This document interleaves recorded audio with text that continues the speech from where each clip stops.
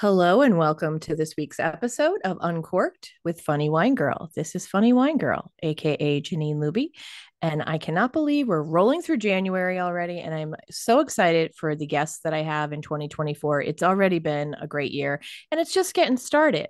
If you listened last week to Amber Viola, I think that's an incredibly important conversation that we had about mental health, veterans health, gun control, very briefly. We didn't get into that too much, but it does definitely tie in when we talk about mental health and veterans and rights. And it's a big issue. And I hope you listened. If not, check it out. And then next week, I will be talking with State Senator Rosemary Brown, and I can't wait for that conversation. But I want to live in the moment because I got a badass bitch to talk to today. So I always like to say how I know people because, and I know for those of you who listen, you probably get sick of it, but I just think it is so important that we continue to be open to meeting people and connecting with people, not technology. Sorry, we need people. People who need people. Don't make me start singing Streisand. Anyway, so Tricia Richards-Service. Tricia is someone she and I both have a past at Blue Cross of Northeastern Pennsylvania, but sadly, she was gone before I got there. And I saw her. She had a great presence on social media, and I think we met one afternoon. I want to say somewhere in Clark Summit, possibly Starbucks, where I wanted to pick her brain because she has a lot of knowledge. And we spoke about public relations and all this good stuff. She was very helpful. Then she went off, and I thought, well, what happened to Tricia? And she reappeared recently at a coffee mixer, the NEPA Networkers. If you're looking to network and you are in Northeast PA, I have made a lot of great connections there. And Tricia popped back up and we got reacquainted. And I'm super excited to catch up with her today, talk about her time outside the country and an amazing business she has launched, I need a speaker.com. So I welcome Tricia. Hello, Tricia. Hello, Janine. How are you on this fine morning? I am optimistic and happy. How are you today? I'm good. I'm trying out a wine stain on well, not a wine stain. Yeah, no, let me rewind there. I wasn't drinking wine at 9 this morning. My friend gave me these lip stains. Have you ever used lip stains instead of like gloss or anything? They worry me because they kind of stick on there. Once they're on, it's kind of like you could look a little crazy. It's there for the day, but I'm not sure I believe you about not having wine at 9 o'clock in the morning. I'm not sure. I don't know. uh, Is there a pairing with eggs and bagels? I'm not really sure. There could be. I did have beer with eggs when I stayed in France with the friends I made there. They had it for dinner, and it was quite lovely. Uh, no, I wasn't drinking, but I have my wine stain lip gloss on here, or lip whatever the heck it is. So hopefully I won't look too wacky. But we were talking about some of the fun item that you have behind you. If anyone's looking on YouTube, she has this really cool nesting doll, and it's Rolling Stones. Like, how cool is that? When do you see a nesting doll like that? That's pretty wild. And you were before I hop in, I want to be all over the place. You've done a lot of things. You still do a lot of things. But I knew you from your public relations professional Yeah. background. Yes, Before we get absolutely. into that, just share a little bit with the listeners about you. Who's Tricia the person? Share a little bit about yourself if you don't mind before we start talking professionalism. Trisha, the person, if you want to say it like that, is a little bit nonlinear. Okay, a lot nonlinear, actually. I'm devoted to my family. I've got this wonderful husband, Kevin. Everyone says their husband is wonderful, but it's not a fake hashtag. He really is, you know. He's just a gift. Every day I'm grateful for him. And two kids. We have two children. One is our son, Connell, who is a junior at Penn State studying aerospace engineering. And our daughter, Catherine, is a senior at Abington Heights High School, who is launching a neuroscience career when she decides what college she's going to next year. I Well, am someone who enjoys lots of things, though, not just family. I'm so grateful for friends and for people in my life like you, Janine, because you make me smile, you bring me new perspectives, you bring me joy. I love trying new things, doing new things. From the time I was little, if you really want to know Trisha the person, there are lots of people trapped in this body. Actually, there's someone who wants to have a talk show of her own on television, someone who wants to host SNL, someone who wants to write a novel, who wants to be the health editor of a national magazine, who wants to run a corporate comms department, who wants to zip line in Brazil. I mean, I know that's not a career, but it's just all these things. There's so much out there in the world to do and experience. And our family's all about that. It's experiences and people, it's not things. So maybe that gives you a little bit more insight into my crazy brain. I think it's fantastic, and honestly, a lot of those things you want to do, I want to do. Minus the zip lining. I'm afraid of heights. Although I am proud to say, well, maybe proud is not the right word to say. It hasn't stopped me from flying, and it didn't stop me from walking up the Eiffel Tower, as far as you can go. But I was very anxious when I did it. But yeah, zip lining is not for me. Have you tried it yet anywhere? No, no. Okay, But all I'm right. proud of you for, facing discomfort and going out of your comfort zone. I do that a lot. I push myself out of my comfort zone a lot. And I'm surprised at how quickly it becomes comfortable. Yeah. And and we could talk, that could be a whole podcast, quite frankly, because your daughter, I know, recently got the opportunity to try improv with Granted Improv, and you were able to watch that.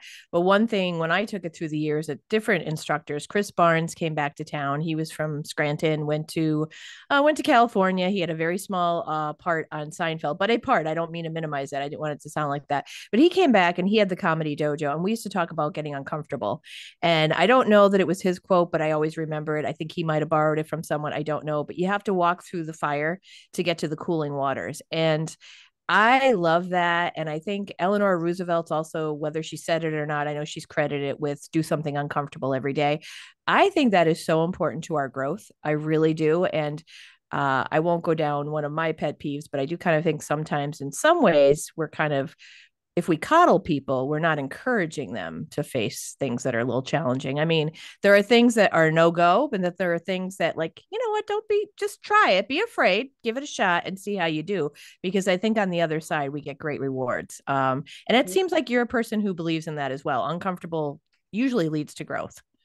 Always. And I'm very open-minded about things. I've had the attitude of wanting to try things and continue to experience life, not just exist, but live. There's a big difference between the two.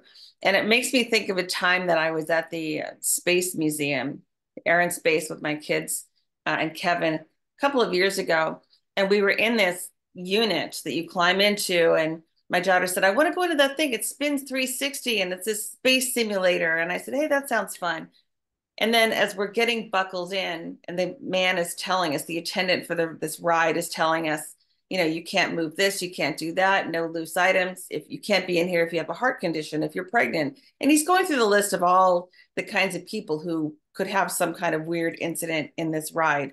And I start to rethink it. I'm thinking, oh God. And he's buckling us down from the shoulders down to my hips, and I'm starting to get nervous because I'm not sure that I like this. I'm not the roller coaster fan type. And we start the ride, and my daughter looks at me and says, can we spin at 360, Mom? And I said, Katie, I don't know about that. And she said, come on. And I said, you know what, Katie, I don't want you to have a boring mom. Let's do it. And boom, I flipped it around. She starts screaming, Mom, going in a circle, And I just thought, I can't believe I'm doing this. I mean, I stepped out, I was dizzy, but I did it, and I didn't want her to think I'm afraid of something. I didn't want her to think, I mean, not that it's wrong to be fearful of something. It's a human response, whoever knew on the savannah where the tigers were coming out, right? But, it's responding to that in a way of, do I want to try something new? Do I want to experience something new? Can I step out there? And it took Yeah. some guts for me, I will admit, to spin that part, that little steering wheel type thing that was in the ride, and just flip us upside down. So that's the way I'm looking at life these days. With that said, and by the way, I wouldn't be that person. I am not. I will admit, I that's one where area I won't push myself. I have tried a few roller coasters through the years, but I know enough. I've tried them. I don't like them. And I get very, like, they make me dizzy. I get very anxious. And Yeah. but I give you all the credit. I mean, that's you do. And you gave your daughter a memory, I'm sure, a fun experience. Yeah, I Um thought it was a safe place to try that. The roller coasters are still a little bit off my list because the person in front of me, if you get my drift, would not be happy with their experience on the ride. yeah, they wouldn't want to buy their photo, I'm guessing. No, they would not. Does anybody have No. any Tide stick? We'll actually make it a gallon. Yeah. So before we get into your new venture, if you don't mind, because we I want to talk about ineedaspeaker.com, but would you mind sharing just a little bit? When we reconnected recently, you told me that you were living outside of the US, you were in Ireland. I'm just fascinated by that because I just think that takes great courage. And to, again, just like being uncomfortable, going somewhere else to live, you gain perspective that those of us who don't do that just don't have. So, share with me a little bit about that experience, going to Ireland, how that came about, and just some of the things that you took away from it. I'm going to back up a little bit further, let you know that I started back at school. I went back to school in 2012. And that itself was way out of my comfort zone once again. I had a mentor who almost pushed me right into the admissions office to get the paperwork to go back to school. And I kept thinking, I can't do this. I have two little kids. I don't have any time. I don't have the money for the tuition. This is crazy. We had a whole talk about faith in yourself, and he just kind of pushed me in. So a lot of people these days are saying, Tricia, where have you been? I haven't seen you in years. And it goes back to that time in 2012 when I would work full time and go to school full time in the doctoral program, which is crazy in itself with two little kids. So during that program, it was constantly pushing myself into new areas. And I was a graduate assistant at the time to help save money on tuition. And one of the things that I was tasked with doing was counseling some of the Fullbright applicants on their personal statements and their grant vision and things like that. So they kept saying, well, Tricia, you've got a background in this, work with these students. And as I'm working with them, I thought, I could do this. I could do this. Is my time over? And I never want to think it's over. I'm not one of these people who says, I'm a certain age, I'm going to hang it up. Like, I'm just going to kick till the end. So I came back to the family and we had a meeting, my husband and the two kids and I, and said, look, this is something I want to think about trying. Are you in? There are 4 of these grants being given in the United States every year, 4. The type that I applied for anyway. It's a research grant, very specified. And if I get this is what happens is we are packing up the house and moving to Ireland. And they thought for a second and they said, sure, go ahead. And I don't know if it was like, that might not happen or I'm all in. It's hard to imagine something that big until you do it. And I spent a full month on the application. It was like a part-time job working on this, refining it, getting connections outside the country, finalizing agreements. I mean, the paperwork and the process was very involved. And the day that I got word that I was selected for one of these, I just lost my mind. I was happy, crying for hours. Went back to the family and said, "Oh my God, we're moving to Ireland." It's this moment where you're stunned and you're thinking, "What have I done?" But then you're also thinking, "What am I going to do?" And that's this cool, like, um, we used to use the term. I think it was terrifying. It was terrifying and exciting, and we embraced both sides of it. We kind of went all in. And what I love about that is when it came time to move, the whole family had this apprehension, and we're leaving the people and the places that we've known and loved our whole lives for something completely unknown. And we didn't even know where we would live because, our instructions were wait till you get there because there are some housing scams going on. You want to make sure that the place exists. Like people were renting apartments on the 4th floor of a 2-story building, see what I mean? Yeah, And they yeah. get there and say, oh my God, I've been scammed. So they said, don't do anything until you get there. And so that's what we did. We lived out of a hotel for the first 2 weeks until we could find a place. And I got an address for us the day before school started. So in Ireland, there are no school districts. You have to go to each school that's of interest to you and try to enroll your kids. And what I did not know is that they enroll at birth.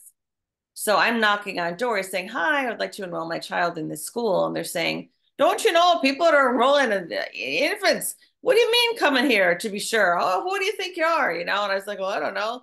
So I said, well, where else can I go? And they would direct me to the next school. And they'd say, oh, to be sure, people are enrolling with, okay. So I kept doing this. I think I went to 6 or 10 schools till I got into one. And I couldn't get both kids into one. So I had to do this process.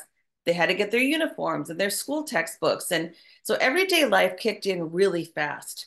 And the learning curve was this steep. It's just crazy.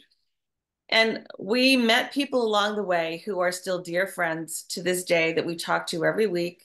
We go back and visit them. They come here to see us. It's just wonderful. And they kind of helped us and said, you know, well, you're new here. Let's go to lunch and we'll kind of help you out. And that meant the world to us. But there was something about embracing all of this challenge together.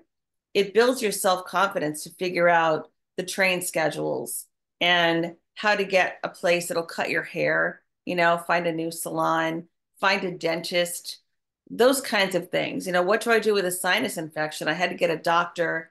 So it's the everyday things that really embed you into the culture of another place. And what it did for us was kind of opened up that wanderlust even more of now we want to learn more about other countries. And some of my research was done in Bucharest in Romania.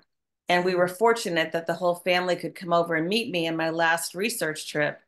And so we spent time in Transylvania, Brasov, and Bucharest. And on the 4th of July, I remember we were at the very top of the Carpathian Mountains that was so high up, we were enveloped in a cloud. We were in the fog of the cloud and kept saying, I can't believe this is our life. This is unbelievable. I can't, you know, this is amazing that we're doing this. And what we came home saying to each other was, stop saying it's unbelievable, saying it is believable. Like, say it is believable from now on, make it believable, make things happen. Because if you put unbelievable in your mind as a term, it might not happen next time. So we kind of embrace what's possible. And our whole family has this mindset of, let's try it. Let's learn about other people. And the lessons that came back with us are just deeply embedded in who we are today. That was a lengthy answer, Ginny. No, that's fine. And I love that, excuse me, changing unbelievable to believable. I've never really thought of it that way, but you're absolutely right. Because if everything seems so out of the ordinary and how did that happen, then you're right. How would you do it again? I love that idea. That's a Yeah, great we try not to use philosophy. that word anymore. You know, like, can you believe we did this? You have to say, yes, I believe. And that's how it happened, you know? That's fantastic. Well, I mean, I'm sure, again, we can't even cover all of it in this podcast, but are there any things, even little things like a favorite drink or cookie or business? Is there anything that when you sit back and you smile and you think of your time in Ireland, let's say, that stands out? Because I mean, obviously you met some wonderful people, but what are a couple highlights that you'd be able to share? Couple highlights would be the Irish approach to materialism. They don't have it, which is amazing. The Irish will value a bowl of soup that's perfectly seasoned. They will comment on a sunrise. They will talk about the warmth of a sweater. Like they will talk about things that are experiences that mean more to them than anything. They are known for not being disrespectful to other people for the most part. I know there are some times where you might read the news and say, well, Tricia, that's wrong. But for the most part, they're very welcoming, very respectful. I lived not far from Bono, and I know where Bruce Springsteen always hung out when he was in the area. Nobody bothers celebrities when they're there. Um, I always wanted to see Bono on the street. I was always looking for him, you know, just like, oh my God, there he is, you know. I'm sure he wasn't looking and saying, oh my God, there's Trisha, but you know, You never know. it was just cool to see the way they treat each other with so much respect. And one thing as a literary nerd that I am is I love the Irish's respect for writers. And it makes sense because they're storytellers. And to hear the stories and the respect for literary figures is incredible. They have a Halloween celebration inspired by Bram Stoker, who went to Trinity College, Dublin, where I did my research, and is from Clontarf, where my husband actually played a ukulele in a concert. Another Oh my story. gosh. They celebrate Halloween for, I don't know, 2 or 3 weeks, and it's citywide and it's all different kinds of events. So you just experience things a little differently. The food is very healthy. We walked everywhere. We were in better physical shape. And we had such a deep appreciation of life, of every moment of life, because we knew that our time there was temporary. And when you know that, you treat things differently. So we came back to the US and we were kind of thinking, wait a minute, our time anywhere is temporary. Anywhere on this earth is temporary. So why don't we use it the best we can? And one thing that we do differently now when we travel is we don't want to go where the tourists go. Like everybody says, oh, Dublin, Temple Bar. Well, it's all Americans at Temple Bar and they're all acting up. If you really want to experience Ireland and the true history and the culture, you go into the smaller places. You go off the beaten path. And that's been very attractive for us when we travel is where do the locals go? What can we learn from being here from the locals? And that just stays with us. Yeah.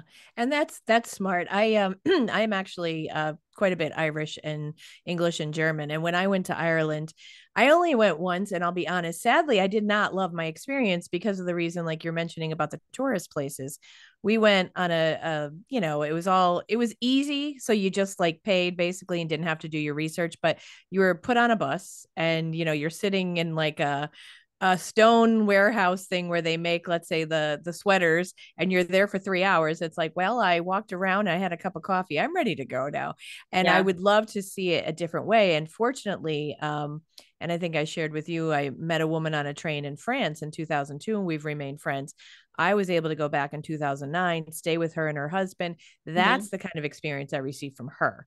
They drove me all over, took me to all places I would never have known about or seen on my own. And you're right, that's truly the way to experience and enjoy. Well, I mean, I got to live with them, so that was pretty awesome, and see how different it was. And interesting, you mentioned about walking everywhere and health, and I think that's kind of not just Ireland, but much of Europe.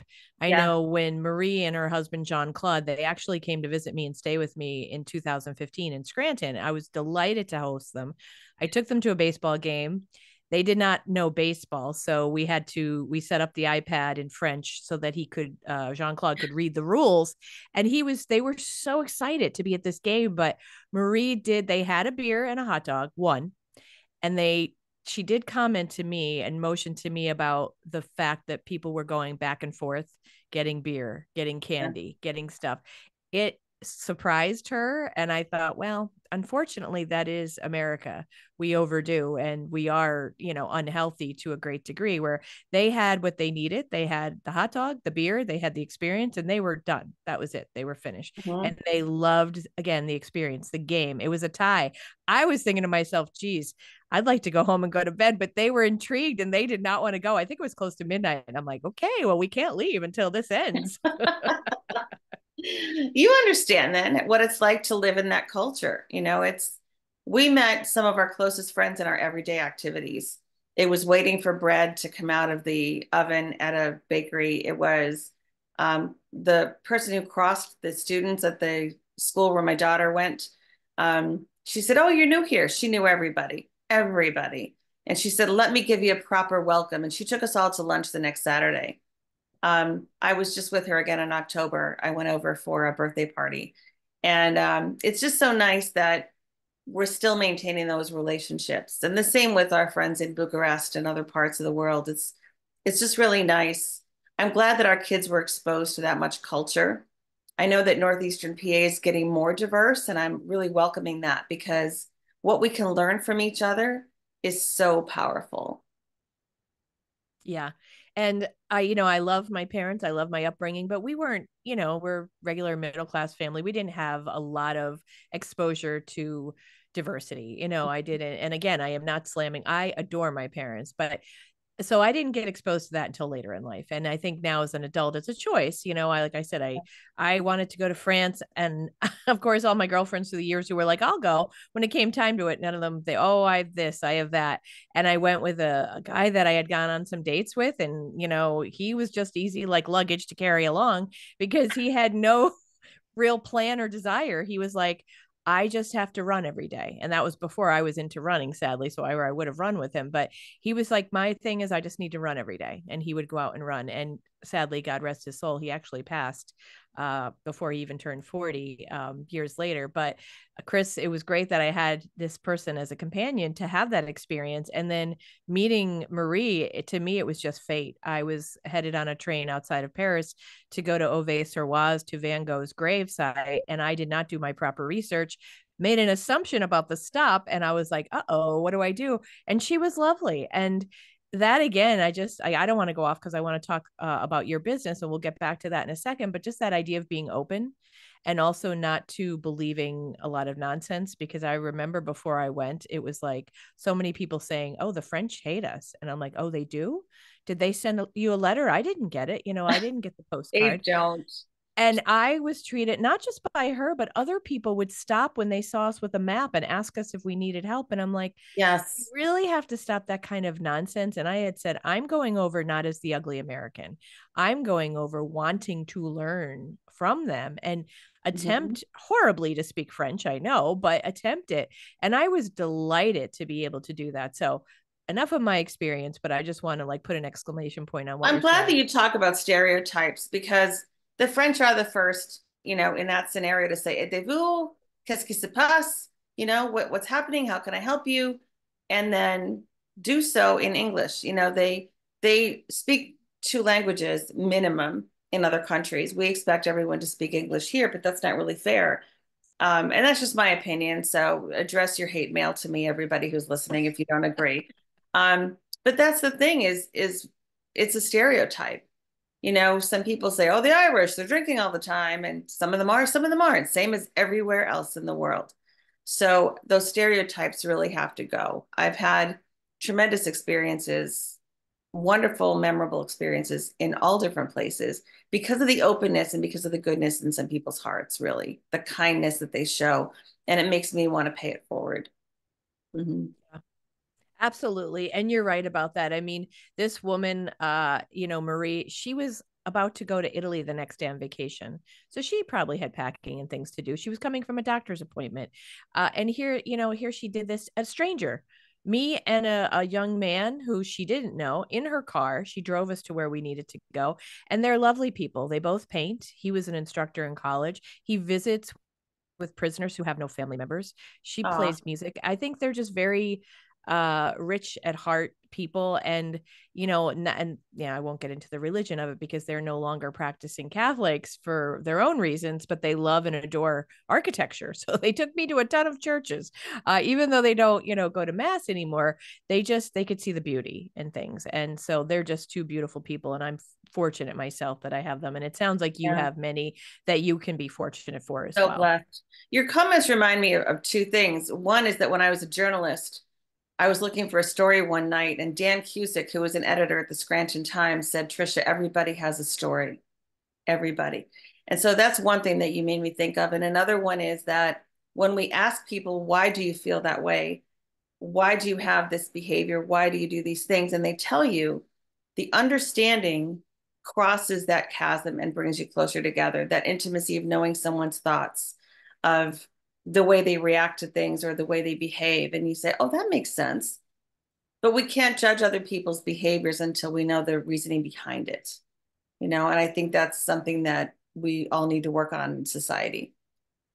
Oh, absolutely. Yeah. And again, that could be a whole separate episode because Yeah. social media makes it way too easy. Like it's all surface level, you don't know someone based on their, their posts. You really don't. And you need to take time. That's why I still believe in this in-person connection. And it was so great to see you just a couple months back and reconnect with you because and since have coffee and chat. And, we've said this before, we could basically close the place chatting because I We think we could. have a lot of similar, ideas and things. And it's just lovely to be able to do that. And we need more of that Yeah. in-person connection. It's good for our health and it's good for society. I have to credit Don Webster with a lot of what's been happening in my life. He's responsible for running Tech Bridge, Tech Accelerator, all these different tech entrepreneur type programs. And when I started the business and really devoted my time to it full time, Don and I sat down one morning for breakfast with another phenomenal guy, Jerry Lisman. And Don said to me, Tricia, tell me about your day. What are you doing during the day? And I said, what do you mean? And I thought, do you want tasks related to the business? What are you asking? And I told him that I had been working remotely for 3 years since COVID. So during the lockdown period, I hate to use that term, but that's what it was, health restrictions in place. Um, of course, I'm working from home, and I was teaching from home. And then I got a different job and I'm still working from home. And so what Don was trying to pull out of me was that I didn't leave the house. I was in that COVID cocoon where I would make breakfast, I would walk the 20 feet to my office at home, do my work, go back and start dinner, all these activities. We even have a treadmill downstairs, so I didn't have to even leave to walk. I mean, it was that easy. And Don said to me, get your ass out of the house. And he said it in such a way that I thought I better, because now I'm scared he will come and see if I'm home, right? He was said it with love.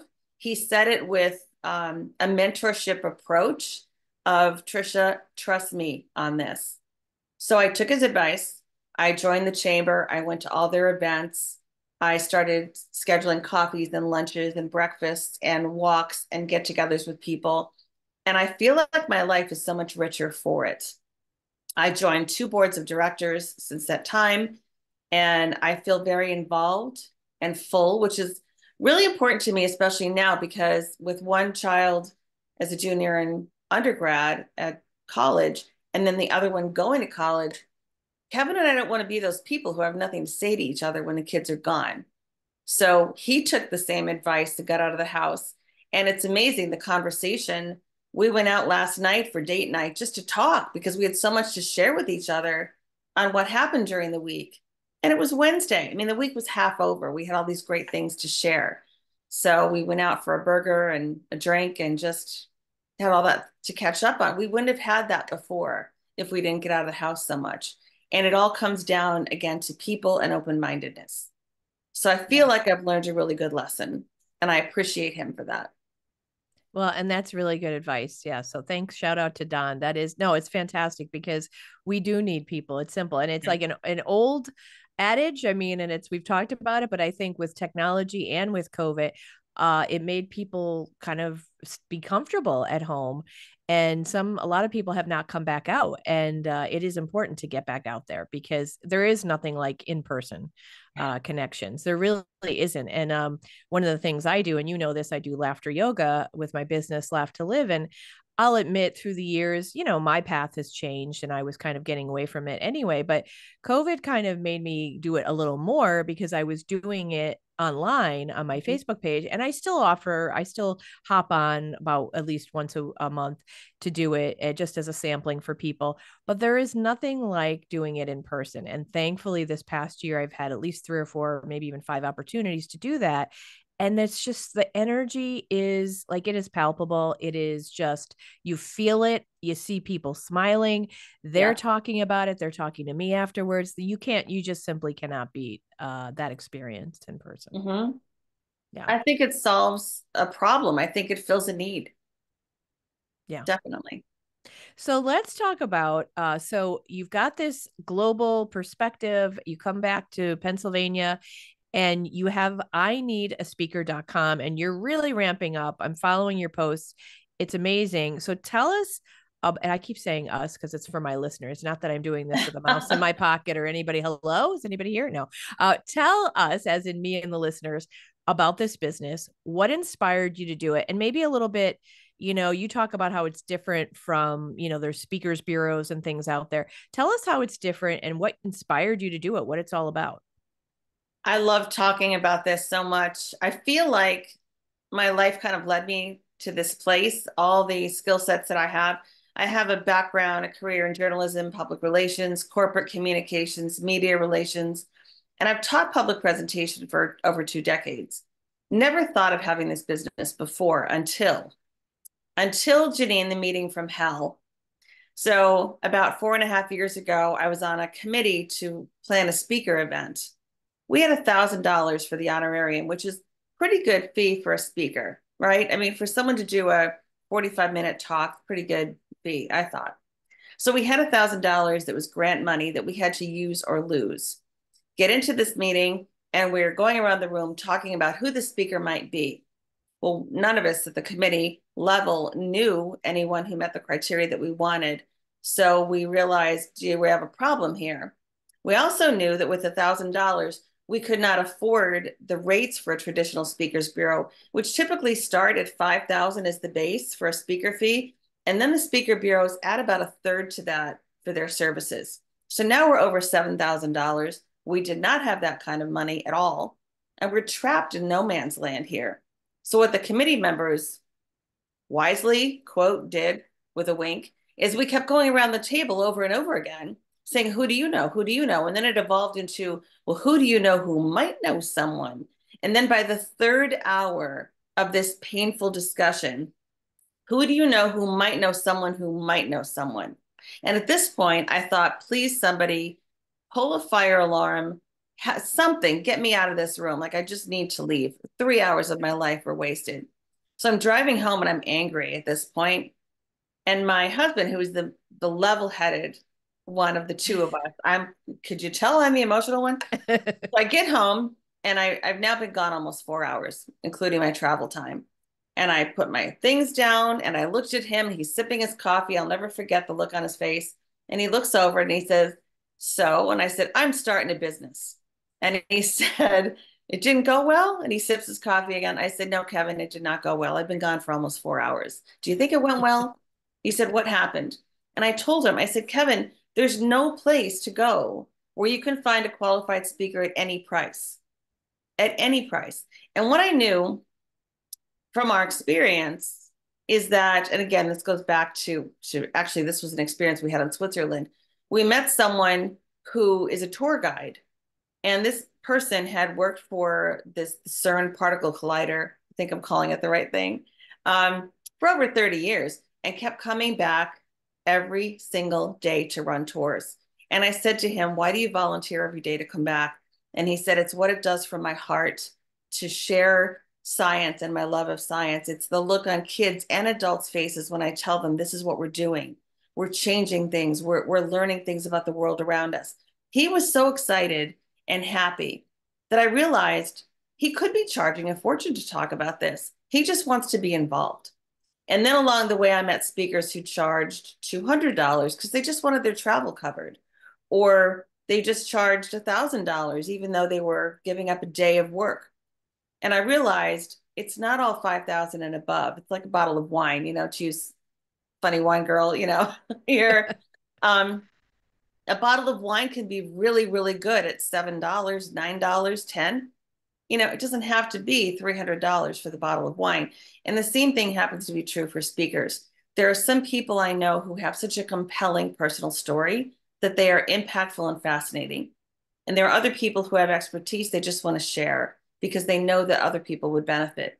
So I've committed myself to building I Need a Speaker, which now has users in 10 countries. And I'm really excited about that. We're starting to change the way public speaking is delivered. And what people could do is go to ineedaspeaker.com. You either sign up as a speaker or as an event planner, and you can book a speaker directly on the site. So you can search for humor, laughter, yoga, whatever your topics are, and then find those speakers from the filtered results, make an offer, negotiate, and pay right on the site. So you can book speakers directly that way and just take all the pain out of it that I experienced. What you'll see on the site is that the first fee range is just a word that says negotiable, because what I explained before, a lot of qualified speakers will say, if it's corporate, they're going to pay the full amount. If it's a nonprofit, I'll probably cut them a break. If it's my alma mater, I might cut them a break even more. If it's, for my mom's church group, it might be a freebie, So yeah. People have these scales of how much work is involved. What do you want me to do? How far do I travel? How much billable hour time will I lose? So it's just a really unique way of looking at finding and booking a speaker. It's the only place I know of where you can find a qualified speaker at any price point. Yeah. And I happen to see, like I said, you've been doing a lot of posts on LinkedIn. The article, or I guess I should say it's a post that you shared of this woman who said no to two events because it wasn't the right price and she wasn't going to do it. And you mentioned exposure. And I was going to comment, but I kept it to myself because my humor can be dark. And I was like, I feel like the woman in that movie, Silkwood, because I've gotten a lot of exposure through the years, but it doesn't pay bills. It doesn't. And honestly, I will admit, and this is my personal experience, I started to feel a little bit bitter because my own hangups, like being a Catholic, wanting to do the right thing, and I was doing these things for free. And then I wasn't enjoying it exactly. And I was feeling a little bit resentful because I'm like, how many of these do I have to do? Well, I don't have to do any. That's the bottom line. But it was frustrating because that was often well, you'll get exposure. And I'm thinking, well, I don't have anything to sell to this audience of retirees or these volunteers at your banquet. So really, I used to say, I'm basically getting it's the price of the chicken marsala, like that's not enough for me. But I appreciate you sharing that because exposure is not enough. But again, putting your own parameters on it. Of course, you're going to work within reason. Like I feel the same way. A cause that I really genuinely care about. Of course, I will donate my time, but to a corporation that I know is charging, up the wazoo for certain things, no, you're not getting a break, and that makes sense. But no, and I loved and I appreciated you sharing that because I'm I think glad that's that you important. did. I thought it would start some kind of maelstrom, but it's the truth. I did two posts this week on speaker fees and why it depends is a reasonable answer. Because if you saw a dermatologist out at a barbecue some night, you're not going to say, "Hey, would you look at this thing on my back and tell You're me what not. you..." That's how I got my You're mole not. removed last summer. And then they went back to the grill with that. No kidding. That's gross. That's gross. Um, but the thing is, you don't say to an accountant, "Will you review my finances?" You don't say to a wealth planner, "Could you do this for me?" Or a lawyer, "Could you give me advice?" And they say, well, they're lawyers, of course. You want the advice for free, I guess, but they have no idea what goes into the preparation and the research. And if you have slides, evaluations, surveys, um, any materials, workbooks that you supply to people, how you prepare before, how you react and follow up afterward, it's a huge commitment. And especially women of color are approached by people saying, well, I think you'd want the exposure. No, we want the exposure and the check, please. I mean, it's really not fair. I hate to say this, but I think it's true, is they wouldn't say that to a white man. They would not say, "Don't you want the exposure?" Now, Mm-hmm. there are times when you're getting started in public speaking. I get this question a lot. How do I get started? I say start with your public libraries. They love programming and they are devoted to information sharing. Start there and get feedback and be open to the feedback. So that's another thing, is that when you're asking someone, did this resonate with you? Did you learn from it? What were your learning moments? Or did you feel motivated? Whatever your questions are relevant to your presentation, you've got to be open to that feedback and not say, well, sorry, you thought that, because research shows, you've got to really be open and listen to what people say, because they're being vulnerable by sharing their opinions with you. So when you're starting out, this helps the refinement stage of your signature talk. And that's where this is really useful. So there are times when exposure works. There are other times when you think, no, I'm the CFO of a major Fortune 500 company, and I am asked to fly from Boston to Houston. No, you're going to pay me for that. Um, a lot of event planners have no idea what that fee structure includes. And sometimes they'll even say, "Oh, you're doing the keynote? Oh, that's great, Janine. Could you add a workshop in the breakouts?" Well, that's another payment. I mean, that should not be free. It's up to the speaker, obviously, to determine that, but really, it's not fair. And some speakers at this point in their emerging career don't even know to ask for things like transportation. So I had one person who was paid a decent amount by a major corporation, major international corporation. And he said to me later, it was a decent amount for what I did and for the length of time. But after I took out the airfare and the hotel costs, I said, "You did what? Why didn't they pay your travel?" He said, "Should I have asked? I didn't even know that." So, yes, that's really important to ask for those things, because your time is valuable and it's time that you can't make money doing something else. Yeah. So, I wish event planners would know that more. I wish they would share their expectations and the benefits to the speakers more, especially in a conference setting. What can I expect? What do I get back? And I wish that more speakers would, instead of being so like desperately grateful for an opportunity when they say, yes, I'll talk about leadership, ask them, what is the goal? What are you trying to accomplish with this talk?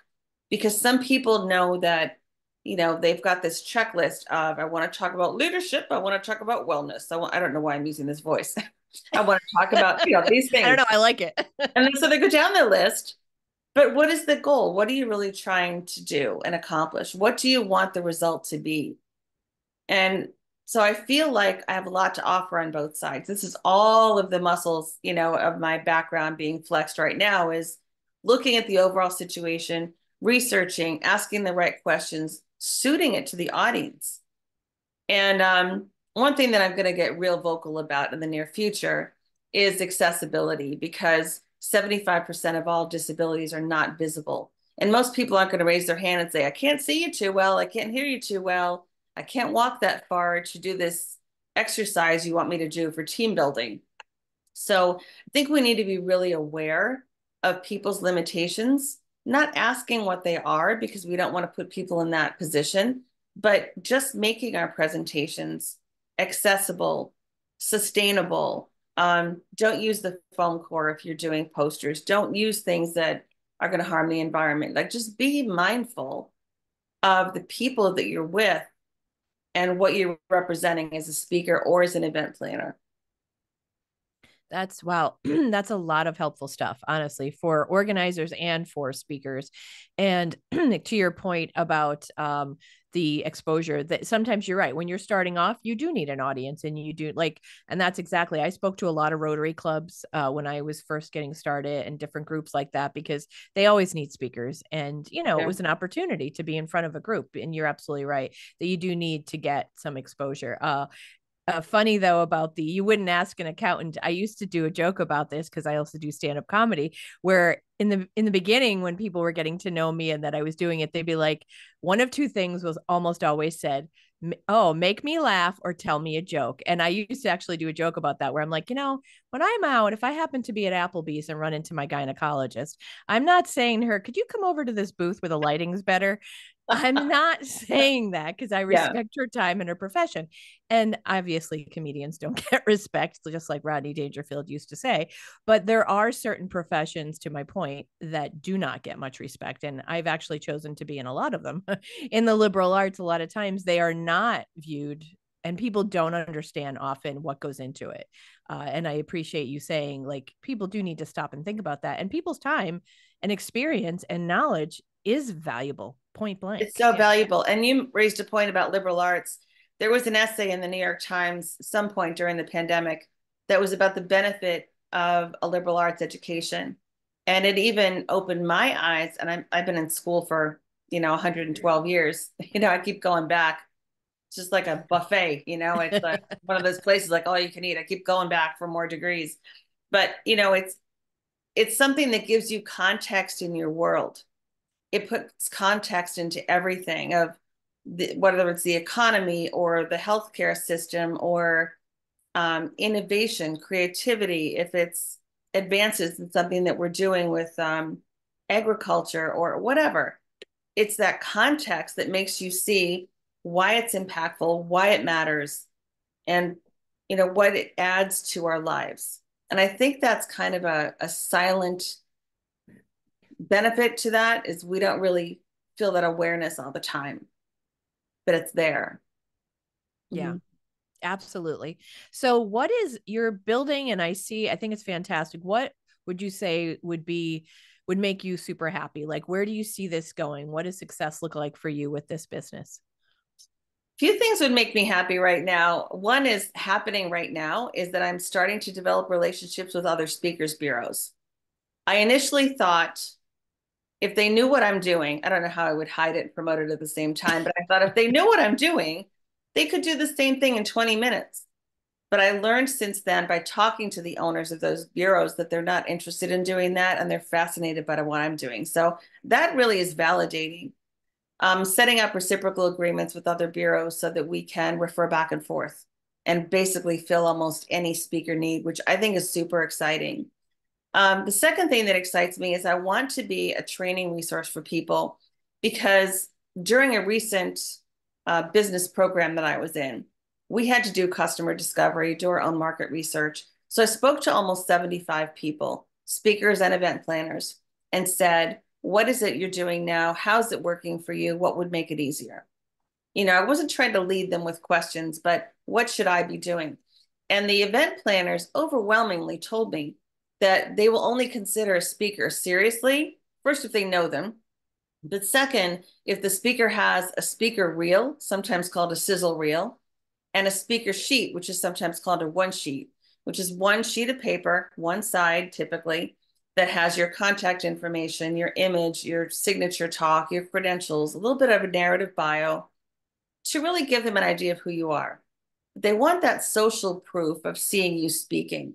So I'm telling my users right now globally, if you really want help from me booking you, then you really need to have at minimum a sizzle reel and a speaker sheet. I'd love for you to have more, more professional headshots, an electronic press kit, things like that. And they don't have to get them from me. They could get them from anywhere. But I also know when I say that I'm praying there are no typos because of the credibility issues that could result. I'm just such a stickler about those things for good cause. I want my speakers represented in the best possible way. I'm meeting a lot of emerging speakers who need a little bit of polish, but their message is rock solid, or their expertise is just, so beneficial, so well considered, and so valuable, but they're not really sure how to get that in front of people. So those two things would really make me happy. I would like to be a go-to resource. I would like to have a bigger reach, especially on the corporate side, because so many corporate event planners are looking for fresh voices, yet they continue, like that committee I told you about earlier, to go back to their personal networks of who do you know, who do you know. But here's the thing, if you go to who do you know, you're not being open-minded, like we also discussed earlier. You're being closed-minded because you're hearing the same ideas and same speeches over and over again. If you really want to refresh, bring in somebody with another voice, another perspective, a different way to look at things. And yesterday, I talked to somebody at length, Mandolin Mull, if you ever follow her on LinkedIn, she's amazing. Yes, We're Jamie talking about, Monahan just connected me with her. She might be a guest in the okay, future. Yes, yeah. we were talking about workplace communication, and she brought up a point that I had never thought of. Now, I've done this over 20 years. I've been a practitioner. I've talked about it. I've taught it. But she brought up a point that I went, that's interesting. And she and I talked about the feeling that you get when someone else who has your same area of expertise can offer advice. If we get caught in that smug, I know this inside and out attitude, we're not going to learn from other people. So we talked about embracing that and celebrating that. And that was a really, really fascinating discussion. We talked a lot about how people don't speak up for themselves or ask for help. And I always found it amazing that when you are hired for a job, when you're applying, you brag about all the things that you know. But when you're in the job, you never want to say what you don't know. And it's fear-based. You don't want to have to ask and say, I don't understand, what depreciation is. Could you tell me? Something, whatever it is. We don't always ask those things. And it's interesting. The first thing they told us in the PhD program was, you will be very humbled because over the next 6 or 7 years, however long you're in the program, you're going to find out how much you don't know. So I thought that was really interesting. And that was very true. Yeah. Yeah. And I think we do. I mean, I think it goes without saying, we both believe this, that you do need to always keep learning and being open to learning. We're Mm-hmm. never finished. We're not like a cake that's done. We're never done. We're still, always in the Never oven. done, no. Always. Yeah. Well, I want to thank you so much for your time today, Tricia. Is there anything else? We covered a lot, and I enjoyed our conversation as always, as I often enjoy every time we talk. Is there anything else though that we did not talk about that you just were like, oh, I wanted to say this? Anything that comes to mind that you wanted to share? One thing I'd like to add is something that you alluded to before. You were talking a little bit in the very introduction about networking, about seeing me at a networking event. And another discussion I had because I got my ass out of the house is someone was talking with me about the fact that often we see some of the same people at these networking meetings. And someone told me just earlier this week, a different person, nonetheless, I talk all the time. He said, well, I don't want to go because I specifically work with attorneys. I specifically work with, and he's telling me the kind of people that this man does consulting with. He said they might not be there. I said, but don't you realize that the person you're talking to might know someone who can refer you? Like that's the idea of networking. And you don't have to be looking for a job to go to network. You don't have to be looking for anything other than to support other people. And I have been the benefactor of many generous gifts from other people helping me along the way. They got nothing in return but my gratitude, and they still did it. And there's a lot to be said for just being out there and supporting people, getting to know people, expanding your networks. So I think if you want that networking cup of coffee, just show up and see what you'll uncover because you and I are really cool to hang out with and we might be there. Exactly. Yeah. I Yeah. only hang out with cool people.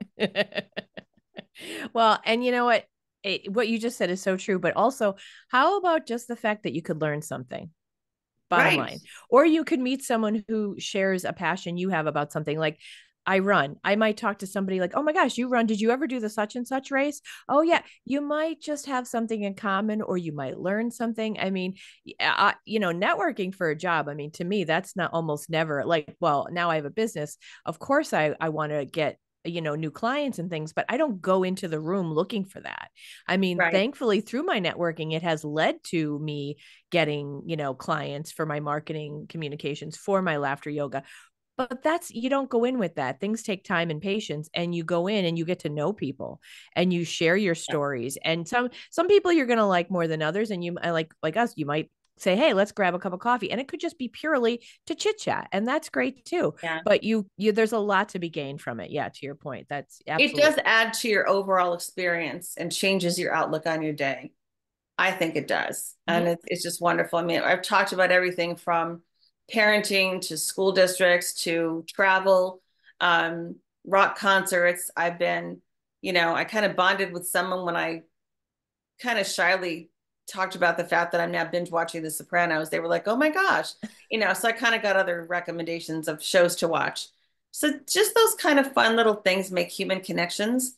And you just never know how they'll enrich your life just like you've enriched mine. I'm so glad that we reconnected. Oh, stop, Tricia. You said that exactly how I wrote it. No, I agree. I think it's been wonderful. And I agree with your point about feeling better. I will freely admit this. And I've joked through the years about I don't know if I'm an introverted extrovert or an extroverted introvert because I go into those rooms and I hate being the person to introduce myself, but yet I can do stand-up comedy and I have taught and I can be in front of a room, but I am shy. And there are many times when I'm like, ugh, there's a voice inside that says, I don't feel like going today. Like, and I will say Right. that. And I know I'm free to admit it. I whatever, judge, whatever. But like, I'll be like, oh, I don't really want to go. And every single time, just like with exercise and running, it's hard to get out the door. But there's not been one instance where I've come back going, well, that sucked. I should not have done that. I'm always glad for a run. I'm always glad for these networking events because the connection, the conversation, I always go home feeling better or to wherever I'm Yeah. going. I always feel better. Yeah. Janine, you're a multivert. I'm a multivert. Okay, You're I've a never heard that before. duovert. You're both duovert, whatever. We'll make up our own word. Okay. Why not? Right? Because it's all about creativity and innovation, open mindedness. I agree. Yeah. I was that kid. I used to joke. I was trying to be, or I just became the step like perfect student because I would, I wouldn't say anything out of turn. I didn't want to be passing notes. I'd be like telling my friend, don't do that. And I'd be the one that would be put in front of the class to watch them when sister would leave the room. And I didn't really get involved in a lot. I was in the gifted writing program, but I didn't get involved in a lot. I didn't even like sports. And then I've kind of like to say I've come into my own, thankfully, after getting out of college in my 20s, and I loved my 30s. But I was afraid to say anything in high school or even, grade school. I would occasionally raise my hand to answer, but like I Right. never really was very outgoing. And even now, going into a room, if I don't know someone at a networking event, I am still shy about that. And it's just, but I like your word that you I gave me blame there. Catholic school for that. I really do. I still can't chew gum. I can't do that. I feel like I'm going to get caught, that there's going to be a nun pop out from behind a hedge and say, spit it out. I think that's going to happen. So I never chew gum. And I would have been the one in the back talking and passing notes. So we would have been a bad combination. You'd be shushing me and I'd be trying to pass a note and we'd both be in trouble. And we would have really been good friends, or at least gotten to know each other really well in detention, I'm sure. So it's a good thing we weren't in the same class. I could see it. I'd probably have a lot of fun with you, but I would be the one going, Tricia, stop. Denise, this is so funny. Not the part about the death, but my mom passed and we were cleaning out her house. That's not the funny part, obviously. And we got to this box of documents, and my mom had saved some of my report cards from when I was younger. And she had one of my report cards from first grade. And the nun, in that perfect nun handwriting, wrote, Tricia shows no respect for authority. And I just thought that was hysterical because I'm still fighting restraints and rules. Like I still want that creativity. I don't want to sit in a row. I don't want to sit next to this person or alphabetically. Why can't we do it differently? And since I've been younger, I've been asking, why can't we do it differently? And so with the things that I've been doing now, like, the travel and just my parenting approach and the business, is finding a model in an industry that's existed since Plato and Socrates, and changing it a little bit because there was no such thing before. There was no resource like mine before. So it's again me asking, why can't we do it differently? Let's try it differently. And I feel excited about that, thinking that I'm possibly changing those things for the better. And I think that's something that a lot of entrepreneurs ask that question. And Yes. it leads to incredible inventions, Yeah. developments, innovations. And I Yeah. think that's awesome. Yeah. Thank you. Well, thank you so much, Tricia. We will wrap up here. And so, for folks out there listening, if you're an event planner, or if you are a speaker, or if you just want to learn a little bit more about it, check out ineedaspeaker.com and make sure you follow Tricia Richards on LinkedIn. She does post a lot and it's helpful information. So maybe if you're just kind of like a lurker at this point, staring and want to look through the window, so to speak, what's going on? What's going on with this speaking business? She shares some interesting blogs that you can learn from. So check it out. And I will put that in the show notes. And again, I want to thank you for your time. I'm really excited about the guests I have coming up. Next week will be Senator Rosemary Brown. She was a delight to run into at a Women in Philanthropy event. And I can't wait to talk to her. As a registered Democrat, and she's a Republican, and she was lovely. And I'm thinking, why can't we get along more like that? And it was just a lovely encounter. And so I can't wait to talk to her next week. This has been a wonderful conversation. And as always, I want to thank you so much for listening. Check out the show notes if you'd like to support this podcast. I have Buy Me a Coffee page if you want to make a $5 donation or $1,000 donation. Chuckle, chuckle. Whatever you can afford would be appreciated. And if you don't have the funds, which is fine, you can also show support for this podcast by sharing it on your social media, telling a friend, foe, or anyone you know, and writing a review or testimonial, because that is so important and I appreciate it. So, as I always say, I appreciate you from the bottom of my heart and the bottom of my wine glass.